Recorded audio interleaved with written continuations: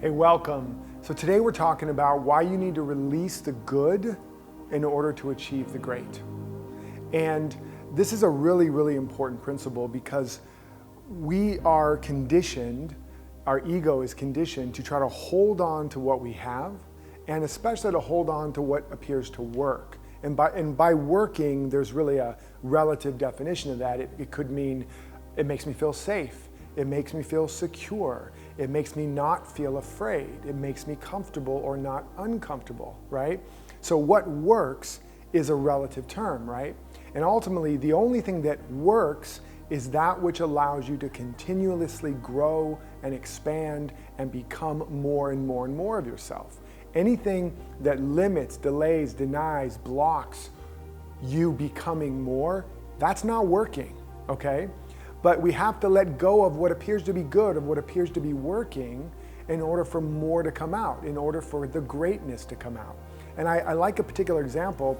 If you've ever played with one of those Rubik's Cubes, the puzzle square, and it's got different color, ultimately the idea is get each side one solid color, like all red, all blue, all yellow, all green, all white, etc.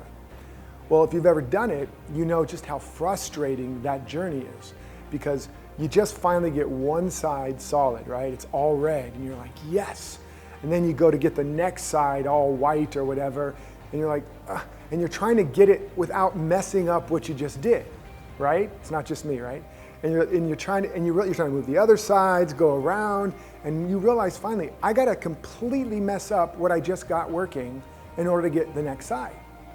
And then eventually you let go of your resistance, you let go of your attachment. It's a great metaphor for life. And then you have to work through it, mess it all up, and finally you get the second side. And you get both sides now. You got red and white, and you're like, yeah. And then you go for the blue, and you're like, oh, are you kidding me? Now I gotta completely screw up the two sides I just got working. And on it goes until you finally get all the sides. So it's an exercise in surrender. It's an exercise in non-attachment, right? And it's exactly the way we grow. That even as the acorn is ready to become an oak tree, if it had self-consciousnness and it tried to grow the way we do, it would, hold on to its protective acorn shell, and it would be like, I just want to be a better nut. I just want to be the best nut in the forest. And when the oak starts to emerge and crack its shell, it will see that as a problem. It will see that as danger, as a threat. It will feel like its whole life and identity is falling apart. And if it was self-conscious and on a spiritual path, it might call in some energy healer, heal my shell, fix all the cracks. And if it succeeded at that, it would fail at its destiny. It would fail to fulfill its potential. It would stay a nut, and it would probably get eaten by a squirrel. Well, we do the same thing all the time. We're trying to stay an acorn and become an oak tree. Stay a safe caterpillar on the ground where we can control it and become a butterfly. It's an impossibility. You can't stay who you were yesterday and become more today. It's impossible. And that's why Jesus and a lot of the great masters talked about the need to die daily, to be reborn again. It's not a one and done thing. It's a never ending unfoldment or emergence. And so I invite you to look right now where you're stuck, where you're stagnating, where you're struggling, where you know you want more. Maybe you want to invest your time, talent, and treasure into something, but you don't want to let go of your comfort of having your own space or having your own freedom to whatever extent. And so you have a values conflict. Well, I want to still have all this time over here, but I really want to do this over here. You have to be willing to take that next step. Or maybe you want to invest in something, but I don't want to let go of the money I do have. You have to start circulating and take the next step, right? Or whatever the case may be. Or I'm feeling there's more of me that wants to come out in my relationship. There's more self-expression, more unique expression, or there's some issues or challenges that I know if I could deal with and heal, I could be more, my relationship could be more, but I don't want to rock the boat. I don't want to risk what I've got. And that's what a lot of relationships do, is they make an unconscious and sometimes even conscious agreement. You don't change and I won't change. If you don't make me change, I won't make you change. Let's just stay the same and we'll be good. And the actual truth is you'll start stagnating. You'll lose intimacy. and you won't be good. You'll start finding all kinds of other ways to get fulfilled while the relationship stops growing and eventually dies.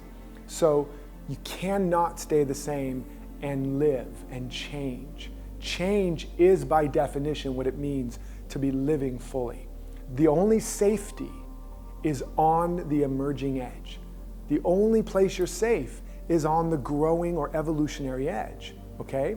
So look at an area right now where you feel stuck or stagnant and see what it is you want to create and notice what you're afraid of letting go. Notice what you think is working or what you think is good or good enough that you don't want to risk upsetting or disrupting or letting go. And I invite you to do a couple things. One is, whatever the quality is that represents. Let's say there's freedom here and there's success and growth over here. That's called a values conflict. So create a values affirmation that says something like, the more I go for my success, the more I'm willing to grow and become more, the more freedom I have. Or let's say it's a relationship where you want to make sure you don't lose love and acceptance, but you want to keep growing and becoming more. The more I say yes to my growth, the more I become more of myself, the more love I have, the more deeply connected and accepted I am. See, those are qualities you get to have both of. You don't have to sacrifice either. And as you say that affirmation like a mantra, it'll begin to give you the energy, the courage, and ultimately the confidence to take the next step. And then secondly, imagine what is the larger outcome you want, where you have more of everything, and ask, who would I need to become, or who would I be if I was living that? And you'll start to hear certain things. What would I have to let go of? What would I have to embrace? You might hear, I would have to trust more. I would have to have more courage. I would have to be more playful, something. And then you get to practice that. Instead of resisting, instead of withdrawing, instead of just staying stuck, you then can say, what would it look like for me to be more courageous here, or to be more playful here? And guidance will start to bubble up, and then you get to practice. Now, why is that so important? Because most people are stuck either with one foot on the gas and one on the brake, and they're struggling, they're stagnating, they're burning themselves out, or they take their foot off the brake entirely and they just resign. Both are recipes for stagnation, limitation, and diminishment. So I'm giving you something to practice. Get clear on what you want to go for. Get clear on what you have to let go of. Create that values affirmation.